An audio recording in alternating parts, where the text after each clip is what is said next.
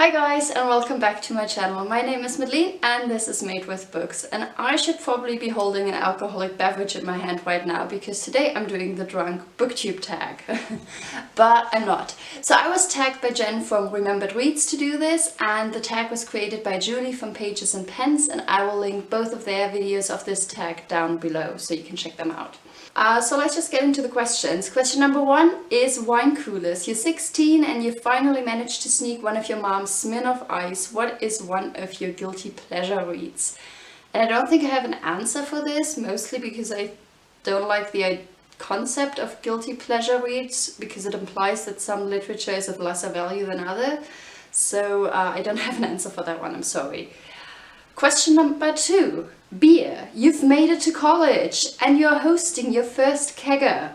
Pick your favorite new adult or college-aged book. And I had to think about that, whether I have a book that fits the bill for this, and I decided to go with an author who I've read quite a few books by, and that's Nick Hornby.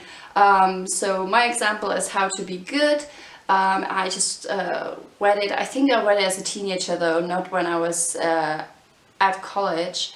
But basically all of these are sort of funny, bit snarky humor, mostly young male protagonists, but not exclusively. I've also read High Fidelity by him, I've read Slam, I've read Long Way Down, and About a Boy. So Nick Hornby in general would be my answer for this one. Question number 3, tequila. You partied too hard last night and drank a little too much Jose Cuervo. What's a book you never want to see again? Or your least favorite book? One book I actually won't see again on my shelves because I've gotten rid of it, and that was The War Creeper by Nell Zink, which some people liked, and it was actually praised quite a bit in, was it New York Times or the New Yorker? I don't get it. I think it was just pretentious. I really hated it, but Daniel wouldn't let me get rid of it before he read it. And I was like, you're gonna hate it anyway. He's like, maybe I will like it, but you've hated it. Well, he started reading it and he ended up hating it too, and he DNF'd it, so now we've gotten rid of it. And another one that I've hated, and Daniel also has stopped reading, I finished it because I read it for a class, and that was Pamela by Samuel Richardson. And I hated this. This is one of the earliest novels. It is an epistolary novel, so completely written in letters. I don't know, or I'm not sure if there were also some diary entries, I don't remember. But it's basically, the subtitle is Virtue Rewarded, and you have this woman who's being harassed by this man and eventually kidnapped. But because she resists and refuses to give up her virginity, she is in the end rewarded by his proposal in marriage. And they live happily ever after. Can you see why I hate this? So I just hate this book. I know that Samuel Richardson has also written another one called Clarissa, which goes the other way, where she doesn't keep her virtue, and so it ends horribly, horribly wrong. But that one is even longer than Pamela, so I have no intention of ever reading that. That was a very long-winded answer, but I got that off my chest, so we can move on. Question number 4 is, fear is the German word for 4, so that just slipped in there. Question number 4 is beer pong. What's a book that you read super fast? And for that I have Fay Weldon, The Fat Woman's Joke, and Fay Weldon Praxis. And I mentioned this before, maybe, I think, on my channel, that I wrote my master thesis on Fay Weldon, and she has a massive oeuvre. And so for a while I really quickly read a lot of her novels. So these two are just 2 examples, and these are 2 that I particularly enjoyed, which is why I'm holding up these. She sort of writes feminist texts. They always kind of with a twist where you're like, is she feminist? I think she is, but I think some stuff hasn't probably aged that well. But The Fat Woman's Joke was her first novel, and I think it is still very funny, interesting read. And Praxis was actually up for the Man Booker in the 1970s, but I don't know if it even made the shortlist. I know it was definitely on the long list though. So all of hers, or a lot of her books, I had to read really fast because I was like cramming all this knowledge in before I could write my thesis. Question number 5, spring break. You've thrown your inhibitions to the wind and end up having a sexy night you'll never forget. What is your favorite smutty read? It's not really smutty, but I guess a sexual read that I really liked and that was very well written is Delta of Venus by Anais Nin. So that would probably qualify as erotic literature. She was a contemporary of Henry Miller. I think they had an affair, or did she have an affair with his wife, or both of them? I'm not sure.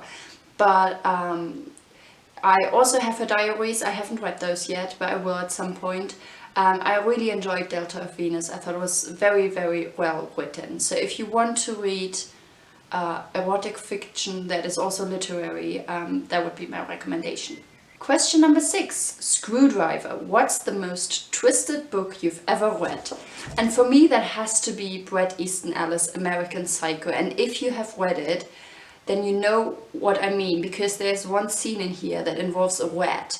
And that must have been the most disturbing scene I've ever read in literature and the most disgusting. I still think it's a good book for what it's worth. I think Bret Easton Ellis' books tend to be a bit repetitive, but then having said that, I've only also read Less Than Zero, so I've only read 2 books by him. But I feel like his themes are sort of like, they keep repeating themselves, at least from what I can tell. But maybe I should just read more by him. But yeah, that would be The Screwdriver for me. Question number 7, Long Island Iced Tea. The melting pot of alcoholic beverages. What is your favorite diverse read? And a diverse read that I really loved and that I've mentioned before is The Lonely Londoners by Sam Selvin. And this is set in the 1950s, yes, 1950s in London. And it's about immigrants coming to London and trying to get a footing in the city and creating a life for themselves. And it's extremely well written. It is, I think it was very unusual that at the time Sam Selvin decided to write this in dialect. He himself is from Trinidad, so I think he used like Caribbean dialects in this. I'm not sure if he only used one or several, but that was an unusual choice for the time as far as I'm aware, but it works really, really well. And it's just a very, very interesting read that I would definitely recommend. Question number 8, Sex on the Beach. A drink that's great in theory, but wasn't exactly all that it was cracked up to be.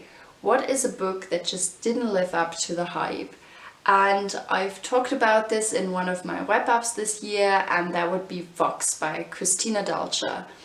I think the concept of the book sounds really intriguing, that we live in this near future dystopian society in the US where women only have an allotment of 100 words per day that they can use. If they talk more, they get electroshocks through a little bracelet. But I thought the execution of this book was just very poorly done. It was just very simple and not as complex as I had hoped it would be. Question number 9, wine. You've just gone through a rough breakup, so you park yourself with your favorite bottle of wine, some ice cream and a bucket for your tears. Name a book that made you cry out all your feels. I do cry with books if they are sad or if they make me feel a lot.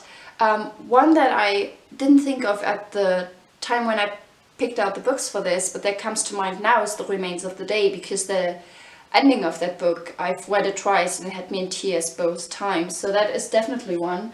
Another one, just because of like personal experience, and I've talked about this, is Still Alice by Lisa Genova. I will do a full video on this book sometime this month, so I'm not going to get into details here. And I am pretty sure that I was also crying was Written on the Body by Jeanette Winterson, but I can't say for sure that I was, but I think it was. Question number 10, Strip Club. Not sure we're still talking about alcohol here. What's the sexiest naked book? And so I had a look at some naked hardbacks, and I realized all my sexy naked hardbacks are German books.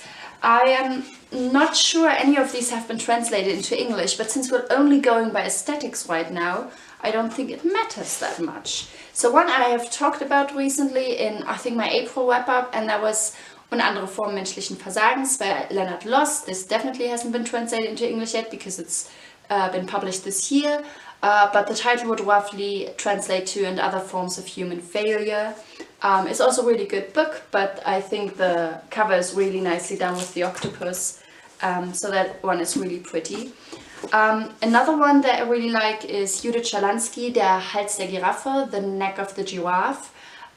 This has, I think it's linen is the material of the book, and then it has this imprint obviously of the giraffe, the X-ray giraffe. This is the story of a biology teacher, so that sort of makes sense.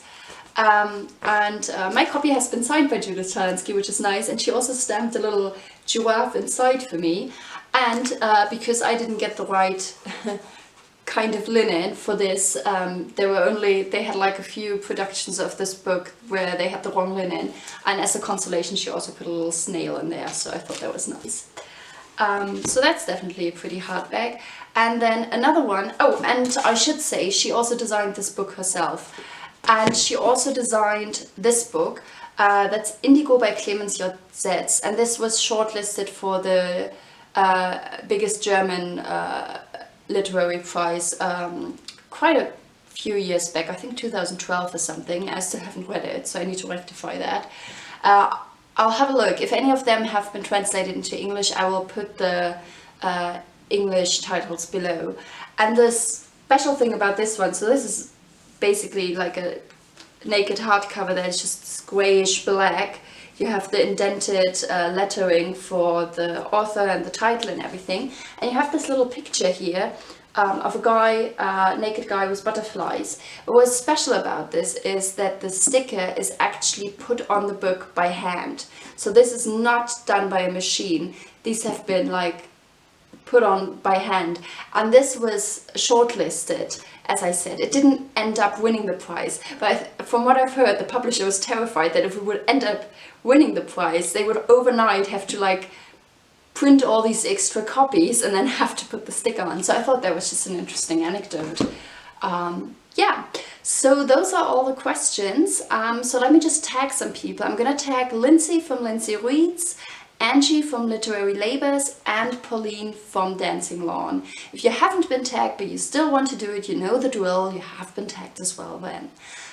So yeah, that's all I have for today. Thank you guys so much for watching, and I'll see you next time. Bye guys!